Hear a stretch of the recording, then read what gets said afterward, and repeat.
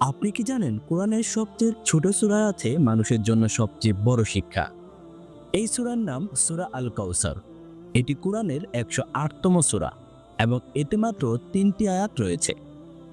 আল্লাহ তাআলা বলেন, নিশ্চয়ই আমি তোমাকে দান করেছি কাউসার, সুতরাং তুমি তোমার প্রভুর জন্য নামাজ পড়ো এবং কুরবানি করো। নিশ্চয়ই তোমার শত্রুই হলো নির্বংশ। এই সূরার মূল শিক্ষা হলো আল্লাহ তাআলা তার বান্দাকে অসীম নিয়ামত দান করেছেন। সেই নিয়ামতের শুকরিয়া আদায় করতে আমাদের নামাজ পড়া এবং কুরবানি করা উচিত। আল্লাহ তার নবী রাসূল সাল্লাল্লাহু আলাইহি সাল্লামকে প্রতিশ্রুতি দিয়েছেন, শত্রুরা ধ্বংস হবে কিন্তু রাসূল সাল্লাল্লাহু আলাইহি সাল্লামের মর্যাদা চির অটুট থাকবে। একটি ছোট্ট সূরায় রয়েছে গভীর শিক্ষা। তাই আসুন আমরা ছোট ছোট আমল দিয়ে আল্লাহর প্রতি কৃতজ্ঞ থাকি।